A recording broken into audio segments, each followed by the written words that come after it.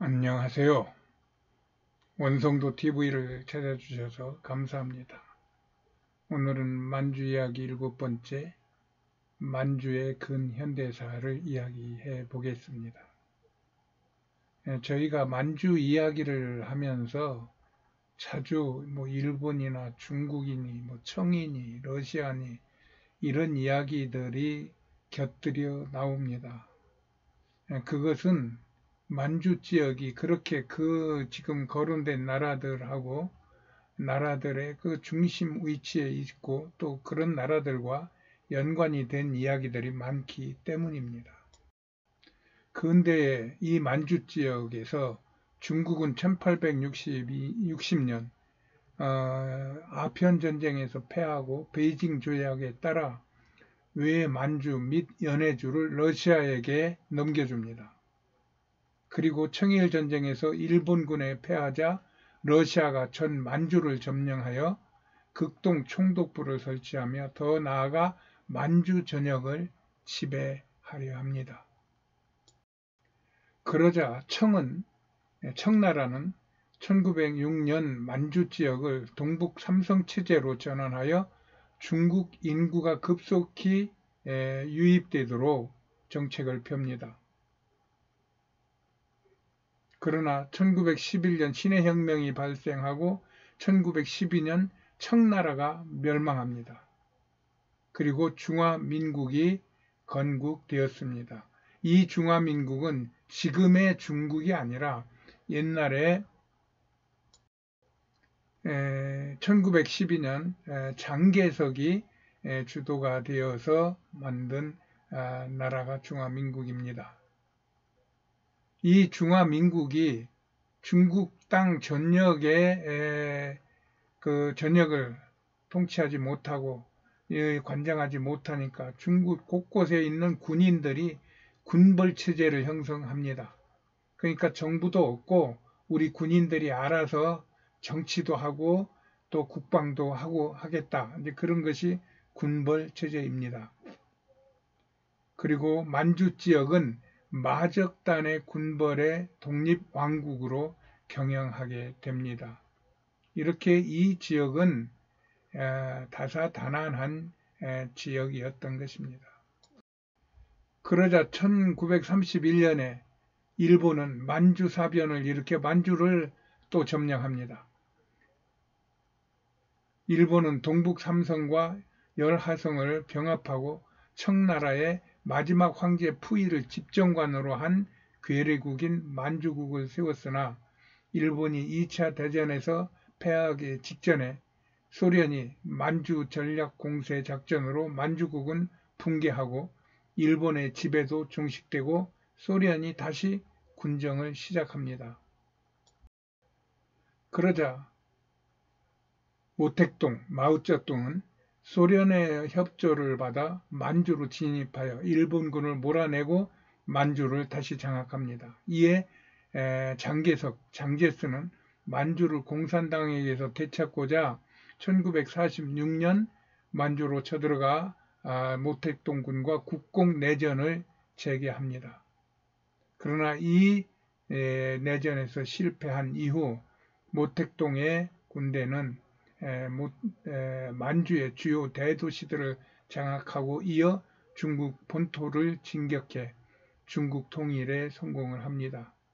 그리고 1949년에 중화인민공화국 중공, 지금의 중국을 설립합니다. 그러자 이번에는 다시 또 중공, 중화인민공화국의 치하에 있던 중국인이 만주를 다시 소련에게 바친 후 만주 독립국을 자기가 재설치하려는 시도로 만주를 소련에 바치려고 했었으나 실패하고 이 일의 주도자 가오강은 공산당에 숙청당합니다. 또 1969년에는 만주와 연해주 사이에 있는 중국 명으로는 전바우섬이라고 그러고 러시아 명으로는 다마스키 섬이라고 하는 그 섬의 영유권을 둘러싸고 중국과 소련 사이에 중국-소련 국경 분쟁이 발생을 합니다. 이 사건으로 중소관계는 급격히 틀어져 버리고 소련을 견제하려는 미국은 중국을 끌어들여 중국과 국교를 정상화하는 계기가 된 사건이기도 합니다. 이렇게 만주 지역은 저 북쪽 한쪽 끝에 치우쳐 있어가지고 아무 일도 안 일어나는 것 같아도 거기서 일어나는 일들이 그 당시에 강대국들을 움직이고 또 강대국들에게 어떤 사건을 일으키게 하는 그런 기폭제가 되는 일들이 이 만주를 중심으로 해서 일어났다는 이야기입니다. 이렇게 옛날에는 우리 한민족의 고토였던 만주 지역은 원주민격인 우리 한국은 제외된 채 중국, 러시아, 일본, 미국이 서로 자신들의 야욕을 이루기 위하여 이곳에서 힘을 겨루는 바람에 이곳은 많은 분란과 분쟁이 있었던 지역이 되고 말았죠. 또 이런 역사를 아는 많은 외국의 학자들이나 연구기관들은 이 만주의 앞날에 대한 전망들을 하고 열심히 연구하고 분석하는 것 같습니다. 러시아의 역사학자 U.M. 부틴이라고 하는 사람이 있습니다. 지금 이 사진의 사람인데 이 사람은 1982년에 고조선이라는 역사책을 씁니다. 그러면서 그가 한 말이 동북아에서 고대사를 연구하려면 단군 조선을 제외하면 아시아 역사는 이해할 수 없다라는 단언을 합니다. 이렇게 고조선의 역사는 여기는 동아시아라고 그랬지, 아시아라고 그랬지만 아시아를 넘어 전 세계에 영향을 주는 역사인 것이고 그 역사의 중심지가 만주인 것을 생각하면은 우리는 이 만주에 대해서 좀 더 적극적이고 열심 있는 자세를 보여야 될 것입니다. 그럼에도 아직 우리나라에서는 여러 가지 국내외적 상황으로 실질적으로 깊이 있게 접근하지 못하고 있는 것이 안타까운 일이기는 합니다. 그러나 진실은 언젠가는 드러나게 될 거라고 저는 믿습니다. 지금 중국은 이 만주 지역을 동북 삼성으로 부르고 있어요. 길림성, 요녕성, 흑룡강성 이렇게 삼성으로 짓고 이 중국 영토로 정해진 상태에서 모든 것은 중국의 주권하에 있습니다.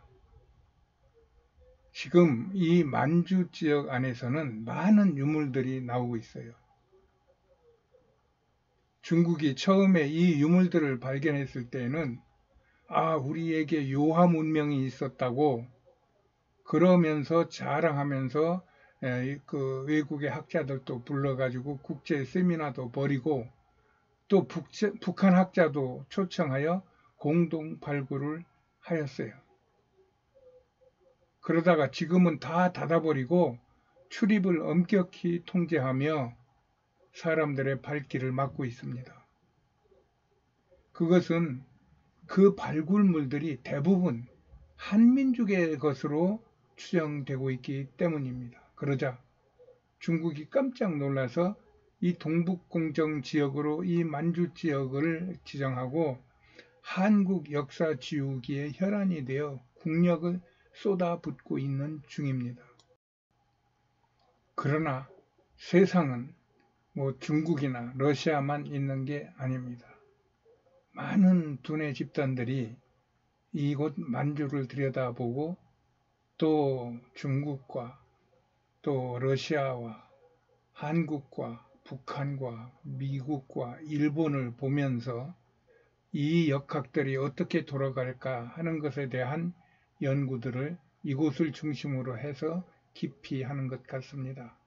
그때 가장 강력한 주자가 한국으로 저는 보고 있습니다. 왜냐하면 한국이 가지고 있는 특장점, 특강점, 국민성 아니면은 그동안에 이루어놓은 그 역사 또 그 안에서 지금 피고 있는 한류 이런 모든 것들을 보았을 때 한국이 앞으로는 이 세상을 주도할 수 있겠구나. 그것이 만주의 기운을 받아서 그런 거구나 하는 이런 생각들을 하는 분들이 많이 있을 거로 저는 봅니다. 저도 그중 하나입니다.